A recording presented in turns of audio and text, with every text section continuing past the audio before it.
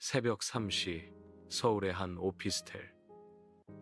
지민은 침대 위에서 뒤척였다. 창밖으로는 도시의 불빛이 아득하게 펼쳐져 있었지만 그의 마음속은 어둠으로 가득했다. 심장은 쿵, 쿵, 쿵 불규칙하게 울렸다. 잠 못 드는 밤은 이제 일상이 되어버린 지 오래였다. 천장만 바라보던 그의 귀에 아주 희미한 소리가 들려왔다. 할머니의 낡은 MP3 플레이어에서 흘러나오는 소리였다. 오래된 기계 특유의 지직거리는 잡음 속에서 익숙하면서도 낯선 목소리가 흘러나왔다. 천수천한 관자재보살 광대원만 무에 대비심 대다라니 그것은 천수경이었다. 어릴 적 할머니가 늘 틀어놓으시던, 그래서 지민에게는 자장가 같기도 하고 때로는 알 수 없는 불안감을 안겨주기도 했던 그 소리. 지민은 몸을 일으켜 MP3 플레이어를 집어들었다. 액정은 이미 깨져 있었고 버튼들은 닳아 있었다. 하지만 소리는 여전히 흘러나왔다.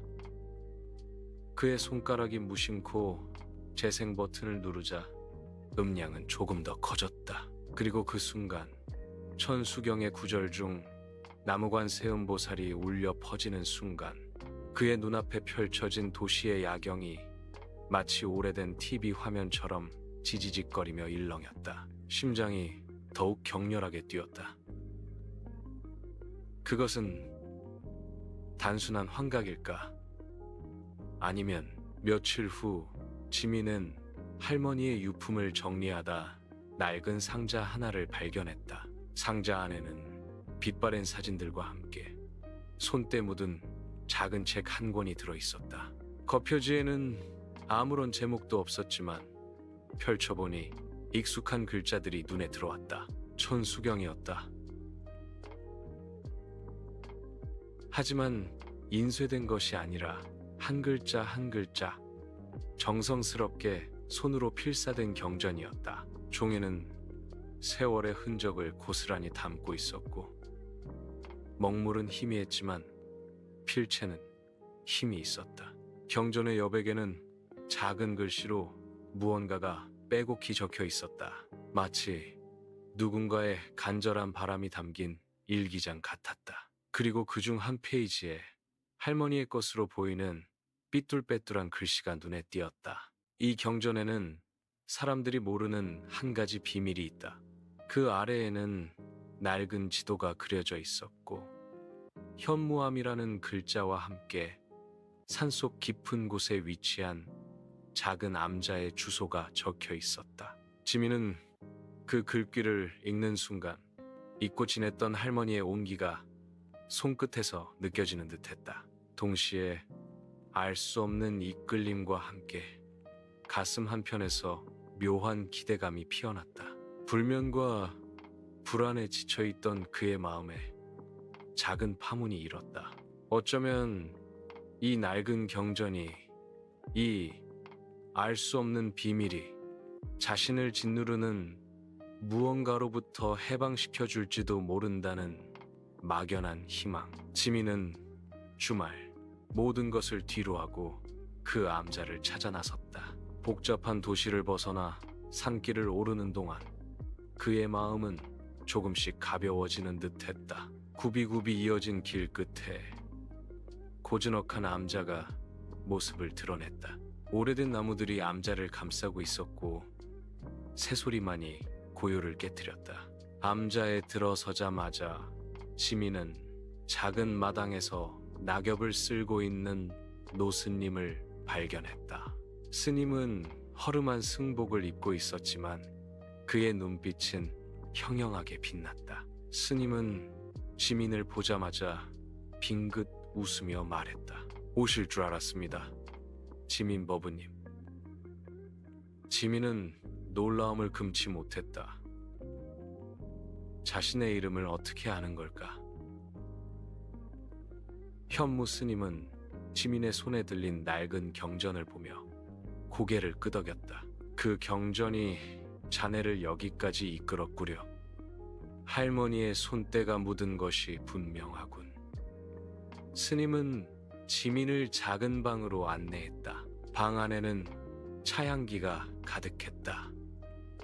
스님은 따뜻한 차를 내어주며 말했다.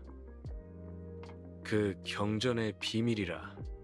사람들은 천수경을 그저 외우기 어려운 불경이라고만 생각하지요. 하지만 이 경전은 단순히 글자들의 나열이 아닙니다. 천수천한 관세음 보살님의 1000개의 손과 1000개의 눈처럼 이 경전의 한 구절 한 구절이 모두 중생을 보듬는 손길이자 세상을 꿰뚫어보는 지혜의 눈입니다. 지민은 스님의 말에 귀를 기울였다. 스님은 천수경이 단순히 개인의 소원을 비는 경전이 아니라 고통받는 모든 존재를 위한 자비의 노래라고 설명했다. 천수경의 각 구절은 마치 1000개의 손처럼 다양한 고통과 두려움으로부터 우리를 보호합니다. 병고에 시달리는 이에게는 치유의 손길이 되고 악몽에 허덕이는 이에게는 평화로운 잠을 선사하며 죄책감에 갇힌 이에게는 용서의 길을 열어주고 외로움에 지친 이에게는 따뜻한 위로가 됩니다. 스님은 차분한 목소리로 이야기를 이어갔다. 옛날 이 땅에 전쟁과 역병이 창궐했을 때 많은 스님들이 밤마다 이 천수경을 함께 외웠습니다. 단순히 개인의 안녕을 빌기 위함이 아니었습니다. 나라 전체를, 백성 전체를 영적으로 붙들어 매고 그들의 두려움을 잠재우기 위한 간절한 기도였습니다. 1000개의 손이 모여 이 땅을 지탱하는 것처럼 말이지요. 스님의 이야기는 지민의 마음속 깊이 울려 퍼졌다. 그는 자신이 겪고 있는 불안과 불면이 어쩌면 수많은 사람들의 고통 중 하나일 뿐이며 이 경전이 그 모든 고통을 감싸 안으려는 거대한 자비심의 표현이라는 것을 어렴풋이 깨달았다. 스님은 지민의 낡은 경전을 조심스럽게 펼쳐 보였다. 이 여백에 적힌 글씨들을 보십시오. 이것은 단순히 경전을 필사한 이의 개인적인 기록이 아닙니다. 수백 년 전 한 젊은 스님이 이 경전을 필사하며 자신이 만났던 모든 이들의 아픔과 소망을 담아낸 것입니다. 지민은 스님의 말에 따라 경전의 여백을 자세히 들여다보았다. 희미한 먹물로 적힌 글씨들은 마치 살아있는 듯했다. 마을 어귀에서 앓는 아이가 부디 쾌차하기를, 흉년으로 고통받는 농부의 시름이 덜어지기를, 전쟁터로 떠난 아들이 무사히 돌아오기를 바라는 어머니의 눈물이 마르기를, 한 글자 한 글자에 담긴 간절함이 지민의 가슴을 저릿하게 만들었다. 그 순간 지민의 눈앞에 흐릿한 환영이 스쳐 지나갔다. 촛불 하나의 의지에 경전을 필사하는 젊은 스님의 모습이었다. 그의 얼굴은 고단함으로 가득했지만 눈빛은 흔들림 없는 자비심으로 빛나고 있었다. 그는 한 구절 한 구절을 옮겨 적을 때마다 여백에 작은 글씨로 누군가의 이름을, 누군가의 소망을 적어 넣었다. 그 손길은 마치 1000개의 손 중 하나가 되어 세상의 고통을 어루만지는 듯했다. 지민은 스님의 안내를 받아 법당에 앉았다. 고요한 법당 안에는 향내음이 가득했다. 스님은 목탁을 두드리며 천수경을 읊기 시작했다. 지민은 눈을 감고 스님의 목소리에 집중했다. 정구업진원 수리수리 마하수리 수수리 사바하. 스님의 목소리가 법당을 가득 채우자 지민의 눈앞에 또 다른 환영이 펼쳐졌다. 수백 년 전 전쟁의 포화 속에서 산속 동굴에 숨어든 마을 사람들의 모습이었다.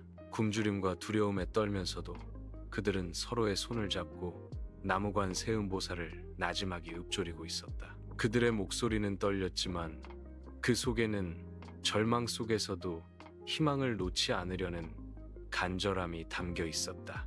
어린아이들은 어머니의 품에 안겨 두려움의 울음을 터뜨렸지만 그 울음소리마저 나무관 세음보살 소리에 묻혀 희미해졌다. 그들은 천수경의 구절 하나하나를 붙잡고 서로에게 의지하며 살아남으려 했었다. 그들의 눈빛 속에는 오직 살고자 하는 의지와 서로를 지키려는 마음만이 가득했다. 환영은 계속 이어졌다. 젊은 스님은 필사한 천수경을 조심스럽게 품에 안고 한 여인에게 다가갔다. 여인의 얼굴은 어딘가 모르게 지민의 할머니와 닮아 있었다. 젊은 스님은 경전을 여인의 손에 쥐어주며 간절하게 부탁했다. 이 경전은 단순히 글자가 아닙니다.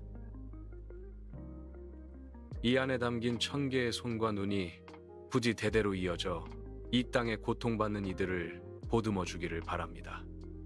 여인은 고개를 끄덕이며 경전을 소중히 받아들었다. 그 순간 지민은 깨달았다.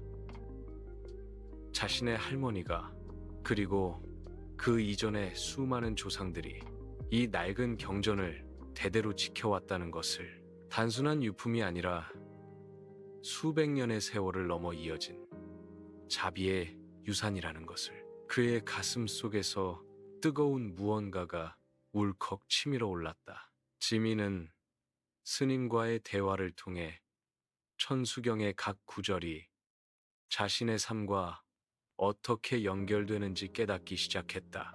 그는 스님에게 자신의 불안과 무력감을 털어놓았다. 스님, 저는 제가 아무것도 아닌 것 같아요. 회사에서도 제 삶에서도 제가 하는 모든 일이 의미 없는 것처럼 느껴집니다. 스님은 지민의 말을 묵묵히 듣더니 고요한 목소리로 답했다. 자네는 천수천안이라는 구절의 의미를 아는가? 1000개의 손과 1000개의 눈은 단순히 관세음보살님의 형상을 의미하는 것이 아니다. 그것은 곧 자네가 이 세상의 모든 존재로부터 끊임없이 보살핌 받고 있다는 것을 의미한다. 자네가 스스로를 하찮게 여길지라도 우주의 모든 눈이 자네를 지켜보고 있고 모든 손이 자네를 향해 뻗어 있다는 뜻이다. 자네는 결코 혼자가 아니며 자네의 존재는 그 자체로 소중하다. 스님의 말은 지민의 마음속 깊이 밝혔다. 그는 늘 자신이 세상의 중심에서 멀리 떨어진 외로운 존재라고 생각했다. 하지만 스님의 말은 그에게 새로운 시각을 열어주었다. 그는 스님의 가르침에 따라 천수경을 소리내어 읊기 시작했다. 처음에는 어색하고 목소리도 떨렸지만 점차 그의 호흡은 경전의 리듬과 하나가 되었다. 옴 아모가 바이로차나 마하무드라 마니 파드마 지바라 프라바르타야 훔. 구절을 읊을 때마다 그의 가슴을 짓누르던 불안감이 조금씩 옅어지는 것을 느꼈다. 심장이 불규칙하게 뛰던 것도 점차 안정되어 갔다. 밤마다 그를 괴롭히던 공황 발작의 그림자도 서서히 물러나는 듯했다. 그는 천수경이 단순한 주문이 아니라 자신의 내면과 연결되는 통로임을 깨달았다. 한 구절 한 구절이 그의 상처받은 마음을 어루만지고 그에게 다시 일어설 힘을 불어넣어 주었다.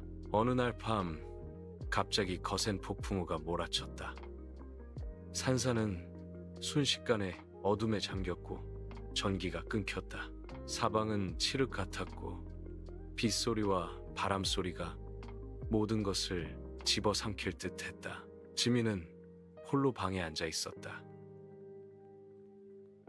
도시의 불빛이 사라진 완벽한 어둠 속에서 그의 오랜 불안감이 다시 고개를 들었다.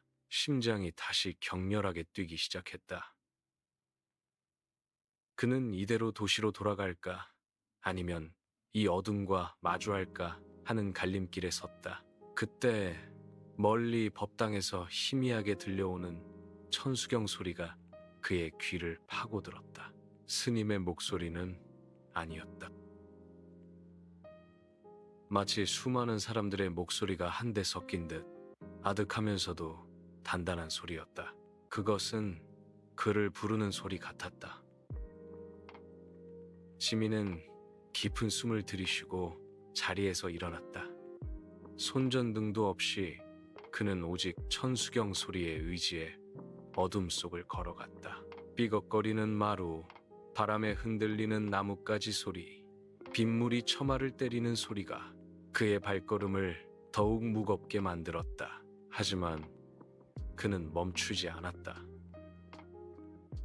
법당 문을 열자 그 안은 더욱 깊은 어둠에 잠겨 있었다. 하지만 천수경 소리는 더욱 선명하게 들려왔다. 지민은 조심스럽게 법당 안으로 들어섰다. 그리고 그 순간 그의 눈앞에 놀라운 광경이 펼쳐졌다. 어둠 속에서 낡은 경전이 놓인 불단 위에서 희미한 빛이 새어 나오고 있었다. 지민은 빛을 따라 다가갔다. 그것은 바로 할머니의 손때에 묻은 천수경이었다. 경전은 마치 스스로 빛을 내는 것처럼 은은하게 빛나고 있었다. 지민은 경전 앞에 무릎을 꿇었다. 그리고 그 순간 그의 눈앞에 과거와 현재가 뒤섞이는 환영이 다시 펼쳐졌다. 촛불 아래에서 경전을 필사하던 젊은 스님의 모습, 전쟁의 포화 속에서 나무관 세음보살, 을읍조리던 마을 사람들의 간절한 얼굴, 그리고 어린 시절 자신을 품에 안고 천수경을 나지막이 읊어주던 할머니의 따뜻한 미소.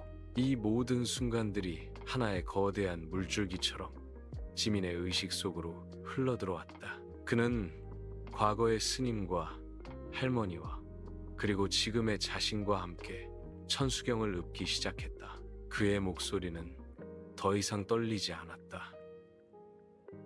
오히려 단단하고 평화로웠다. 그때 경전의 한 페이지에서 유난히 강렬한 빛이 뿜어져 나왔다. 지민은 손을 뻗어 그 페이지를 조심스럽게 만졌다.